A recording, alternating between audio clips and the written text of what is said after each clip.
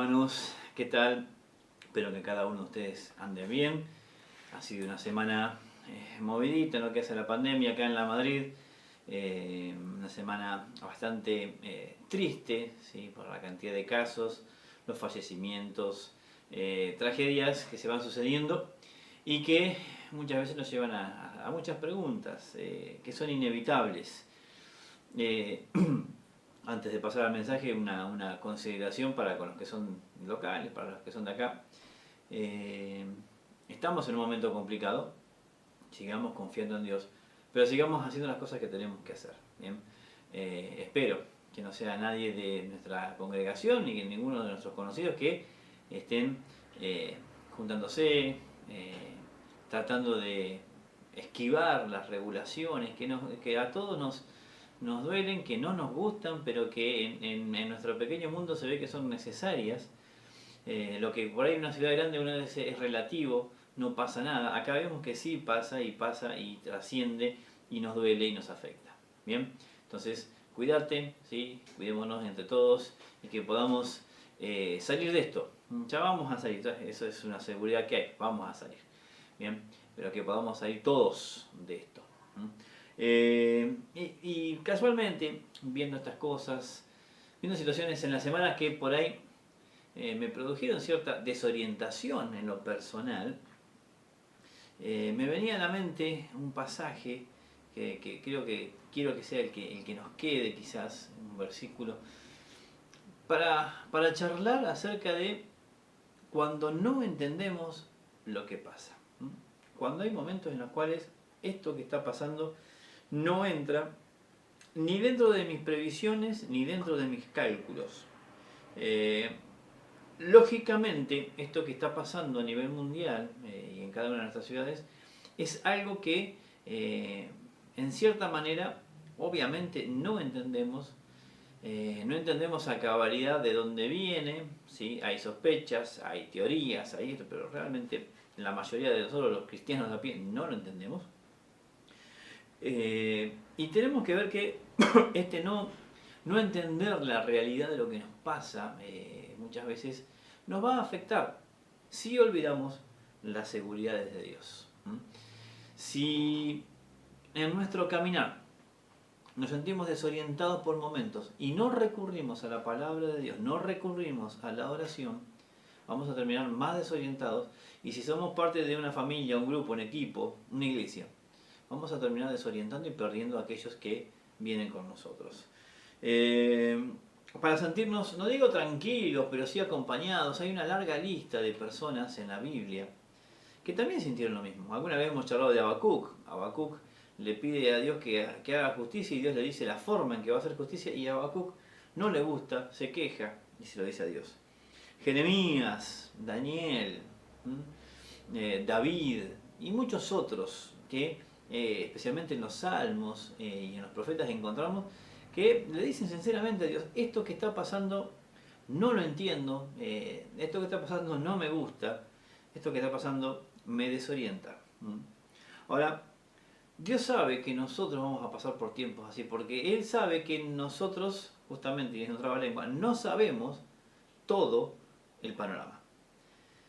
Y a veces eso se complica más porque entendemos que Él sí sabe y que hay cosas que muchas veces por nuestro bien Él no nos dice.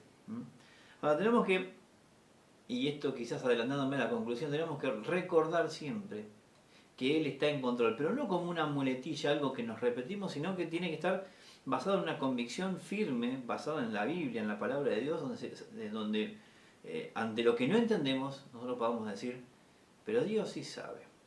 Hay un pasaje, digamos a Juan 13:7, y con esto cierro la introducción, que es el versículo que a mí me tocaba, que tiene que ver con el lavado de pies, tiene que ver con ese tema puntual, pero creo que es aplicable a todo lo que vamos a ver hoy.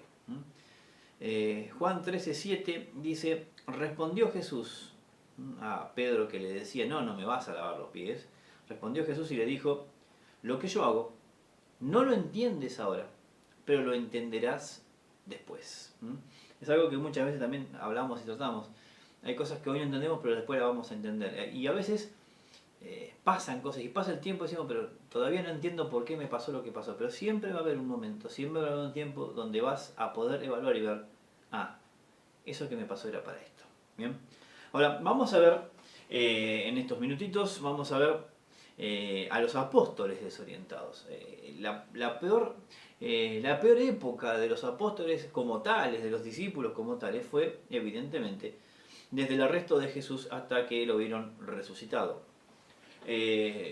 Muchas cosas les pasaron y muchas cosas ellos hicieron porque les ganó la desorientación, les ganó y lo sobrepasó lo que estaba pasando, las circunstancias los pasaron por arriba como una ola y ellos terminaron ese fin de semana seguramente en un nivel de estrés y con las emociones muy a flor de piel. Bien, vamos a ver tres cosas que tienen que ver con esto y vamos, no voy a leer todos los pasajes, pero si querés buscarlos, fíjate por ejemplo en Mateo 25, 26, 27, 28, Lucas 22, 23 y 24, Marcos 13, 14 y 15. Fíjate esos pasajes.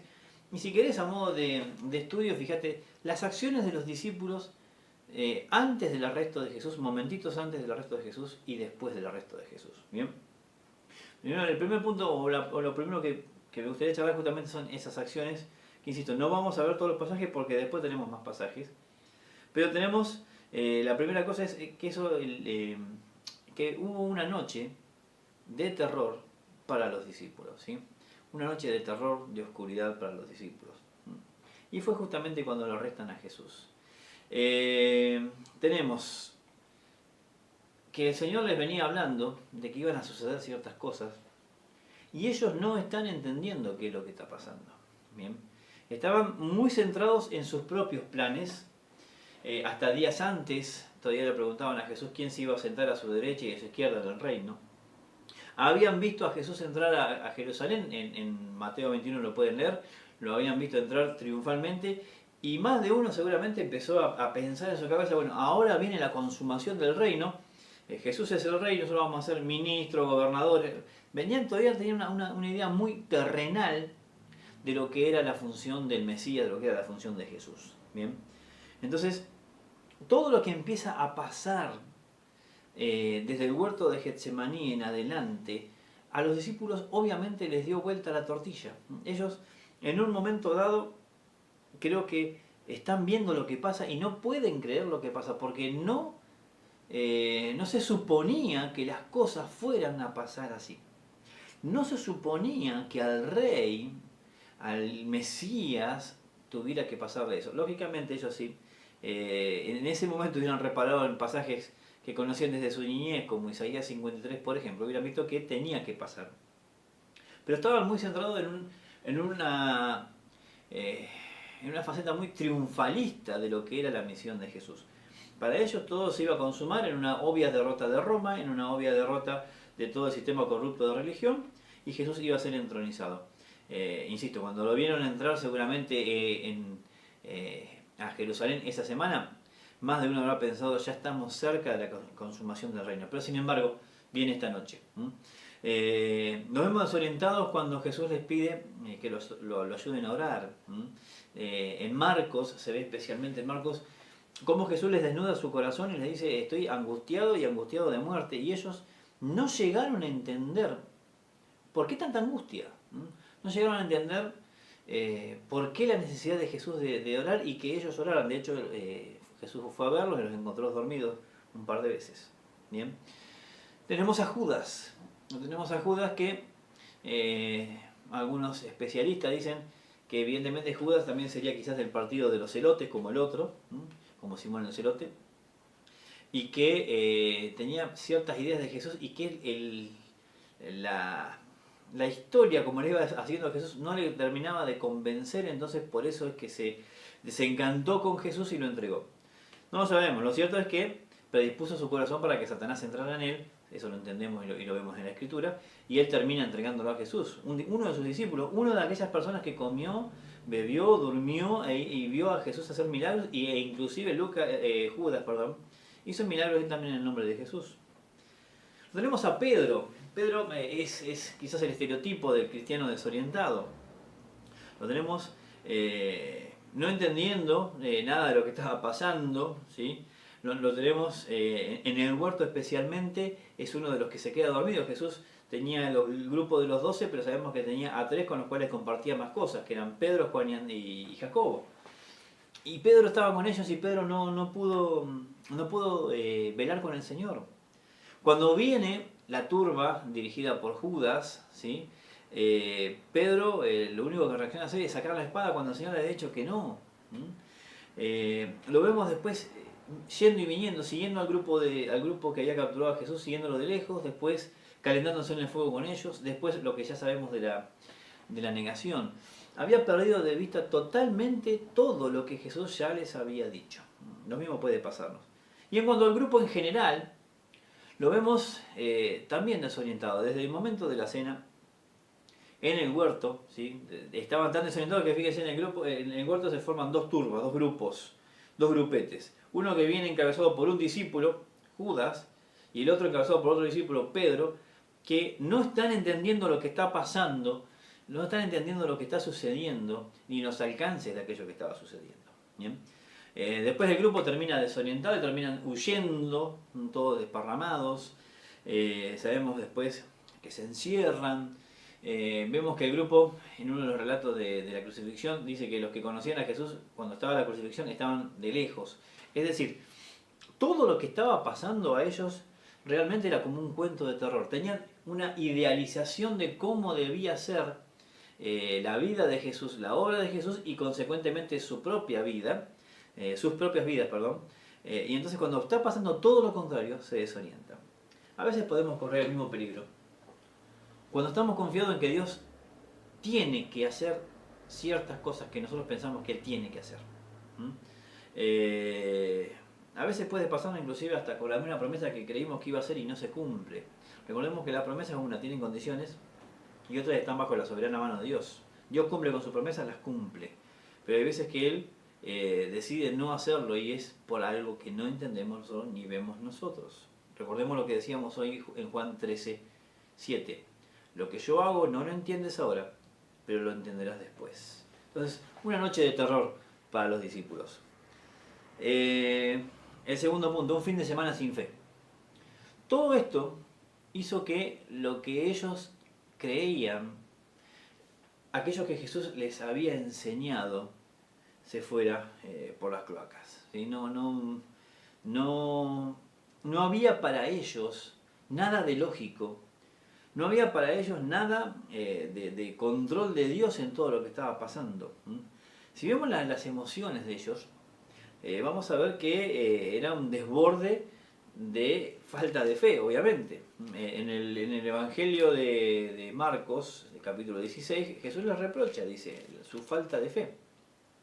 Si por ejemplo leemos en Lucas 24, cuando ahora Jesús se encuentra con estos dos que van a Emaús, Jesús ya resucitado, dice el 16, Lucas 24:16, pero ellos no lo reconocieron y es que parecían tener vendados los ojos, se veían tan tristes que Jesús les preguntó, ¿de qué tanto hablan ustedes?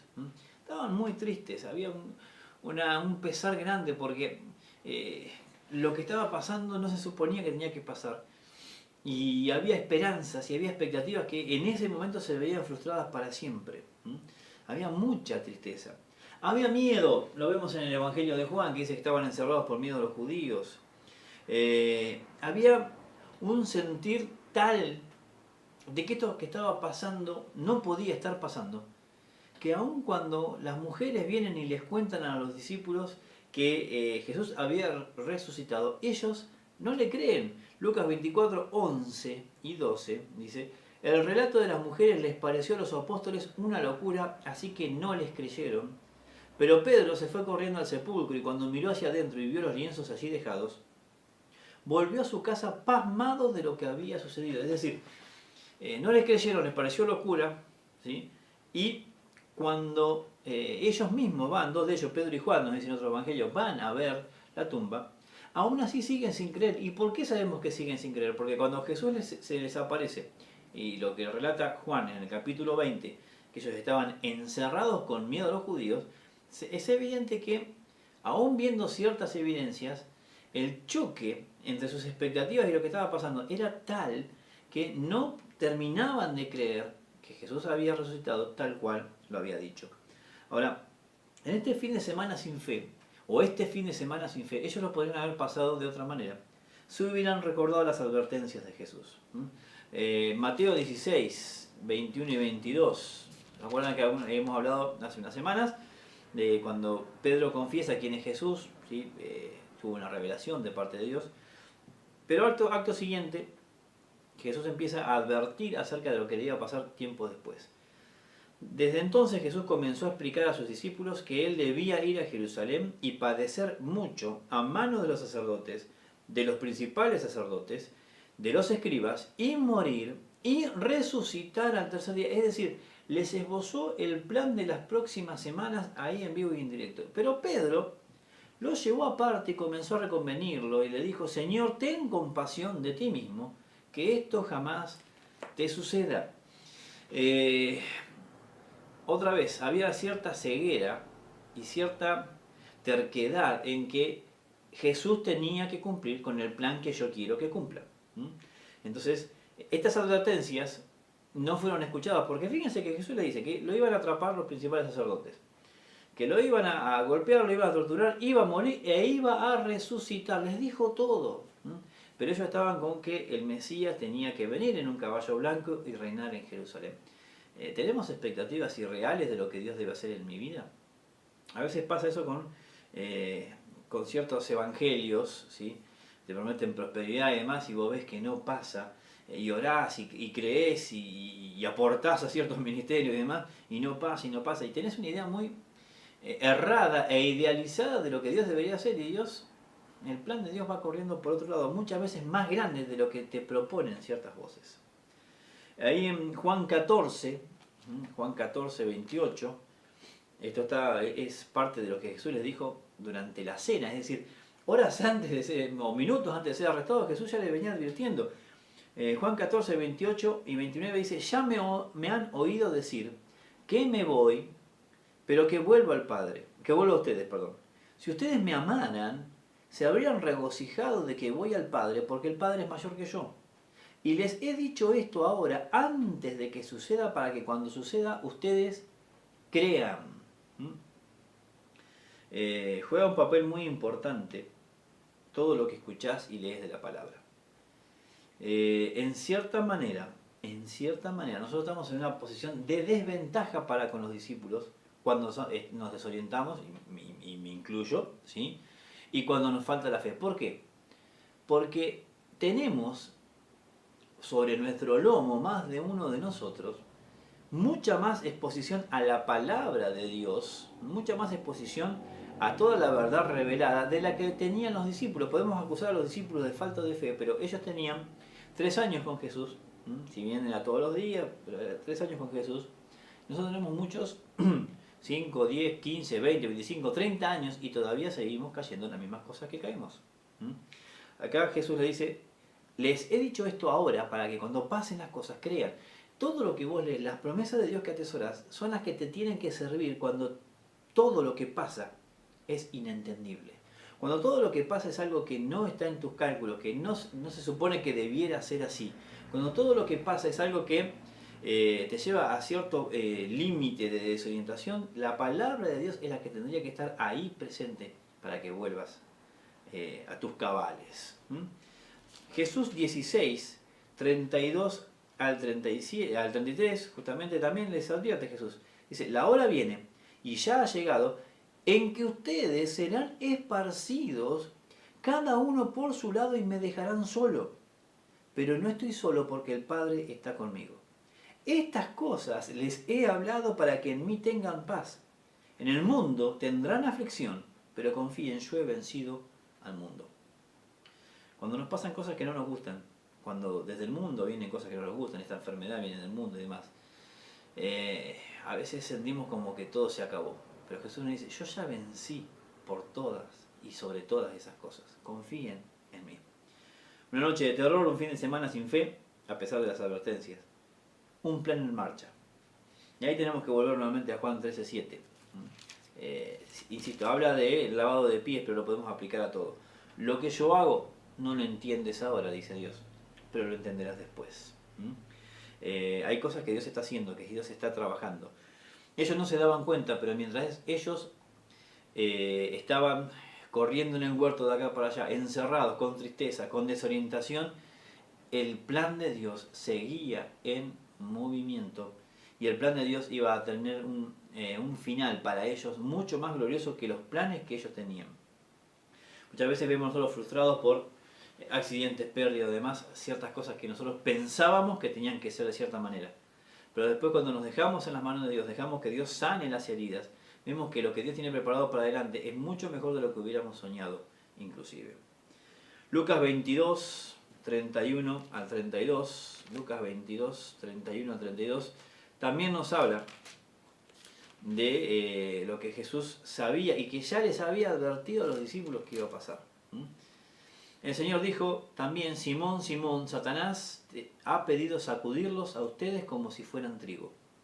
Pero yo he rogado por ti para que no te falte la fe. Y tú, cuando hayas vuelto, debes confirmar a tus hermanos. Bien, le estaba diciendo Jesús antes de que las cosas pasaran: muchachos, esto se va a poner feo. Pedro, se va a poner feo la cosa. Satanás te va a zarandear, te va a tirar de acá para allá. Pero todo va a estar bien. Todo va a terminar en bien, porque vos vas a volver y vas a confirmar a tus hermanos. Jesús le da una profecía, que vos vas a volver y vas a confirmar a tus hermanos. Seguramente también esto lo perdió de vista Pedro cuando lo negó a Jesús, lo perdió de vista cuando la tristeza le ganó. Pero aún así, Jesús tiene el control y le dice: todo va a estar bien. Lucas 24, 25 al 26, cuando el Señor le habla a los de Maús, ellos están tristes, le explican que Jesús había muerto, Entonces 25 le dice: entonces Jesús les dijo: hay insensatos, cómo es lento su corazón para creer todo lo que los profetas han dicho. O sea, leíste la Biblia, la escuchaste, ¿cómo es que no estás creyendo lo que leíste? ¿Bien? ¿Acaso no era necesario que el Cristo padeciera estas cosas antes de entrar en su gloria? Dice, esto que está pasando es necesario. A veces confundimos las cosas y pensamos, bueno, Dios me hace esto porque es necesario. Hay veces digo que Dios nos hace cosas, sí, es cierto. Pero hay veces que suceden cosas que no le agradan a Dios, pero que suceden, enfermedades, guerras, pérdidas, que no es que Él las permita porque es un instrumento en sus manos sino que Él después, ese dolor, ese aprendizaje, lo usa y es necesario para nosotros y para otros. Eso es lo que dice, y creo que lo charlábamos hace unas semanas. 2 Corintios 1 dice el porqué del sufrimiento. Sufrimos para poder ser consolados y para después poder consolar a otros que sufren como nosotros. ¿Bien? Pero esto que estaba pasando en Jesús dice, es necesario, era necesario. Dios siempre tuvo un control. Dios siempre hubo un plan. Fíjense que Jesús en el huerto le pide al Padre que si es posible pase de él esa copa, porque ya había un plan diseñado. Y Jesús dice, bueno, si puede ser de otra manera, bien, si no, que se haga tu voluntad. Y vemos que ellos debieron haber confiado siempre en el plan de Dios, porque cuando Jesús muere, a pesar de que en un momento Jesús exclama lo que exclama, ¿sí? Dios mío, ¿por qué me has desamparado? En el medio de su dolor. Una de las palabras finales de Jesús está en Lucas 23, 46, dice que clamó a gran voz, es decir, gritó para que todos lo pudieran escuchar: Padre, en tus manos encomiendo mi espíritu. No dice muerte, tumba, en tus manos encomiendo mi espíritu, Satanás, en tus manos encomiendo mi espíritu, sino que dice, Padre, en tus manos encomiendo mi espíritu. Bien sabía Jesús quién estaba en control, y nosotros tenemos que pensar también lo mismo. Entonces, quizás estemos pasando nosotros por una noche de terror, por una semana de terror, por un mes de terror, por un tiempo donde la tristeza, el miedo y la desorientación hace que perdamos de vista todo lo que Dios ya nos ha dicho y nos viene diciendo y repitiendo, especialmente a lo largo de la pandemia. Pero recordemos que siempre, si Dios nos llamó, Él va a completar la obra. Filipenses 1:6 nos declara eso. En conclusión, no es raro que pasen cosas que no calculamos. No es raro, porque no tenemos el plan general. No es raro. Eso puede producir en nosotros una desorientación momentánea. Yo ya les digo, hay cosas que suceden que uno dice, pero ¿y esto de dónde salió? ¿Y esto por qué? Ahora, si vamos en búsqueda de Dios, si vamos en búsqueda de la guía de Dios, nos vamos a dar cuenta que siempre Él estuvo y está en control. Que hemos pasado por circunstancias, no sé si similares o idénticas, pero seguramente circunstancias dolorosas que no nos han gustado en otro tiempo. Y hemos salido y hemos visto y comprobado el amor de Dios en esas circunstancias. Para poder ser aún efectivos como creyentes en cuanto a testimonio y poder, y estar firmes en esos momentos, nos conviene recordar varias cosas. Una, las promesas de Dios. No me canso de decirlo, las promesas de Dios son el ancla para tu alma. Cuando vienen las olas y te mueven de acá para allá, si no estás bien anclado en las promesas de Dios, esa desorientación puede ser peligrosa para vos y para quienes te rodean. Recordemos también las advertencias de Dios. Cuando vienen cosas que no nos gustan y cosas que están mal y cosas que no deseamos, a veces podemos desorientarnos cuando no recordamos que esto no es el cielo, esta no es la tierra prometida, no es el lugar de bendición. Puede ser transformado y debemos transformarlo en lugar de bendición, pero dice Jesús, en el mundo tendrán aflicción. Tenemos que recordar también que Dios siempre está en control, aunque no lo parezca. Aunque mirando para todos lados decir, ¿dónde está Dios? Dios está en control. Y tenemos que recordar que hay cosas que no entendemos ahora, pero que van a ser claras en su momento. Van a ser claras. Y vos has pasado por procesos seguramente en los cuales dijiste, ¿y esto qué tiene que ver? ¿Y esto cómo se pega con un Dios de amor? ¿Y esto cómo se pega con un Dios que me ama? Y ahora vos podés decir, esto era para algo. Esto tenía que ver con algo. Vuelvo al texto de Juan 13, que nos dice el Señor, lo que yo hago, no lo entiendes ahora, pero lo entenderás después. Entonces, que nosotros podamos confiar. No te angusties si pasás por momentos de desorientación.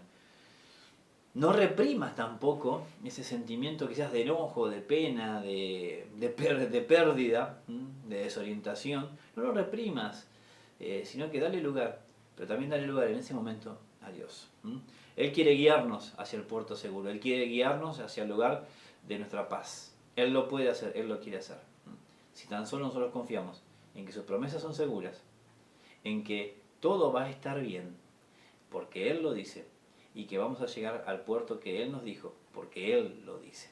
Que podamos entender esto y que podamos pasar esta semana, que no sabemos qué es lo que viene, que no sabemos qué es lo que va a pasar, pero que podamos enfrentar los sacudones que vengan, confiados en la palabra de Dios, en su amor para con nosotros y en su plan, aun cuando todo parece que está fuera de control. Que Dios te bendiga.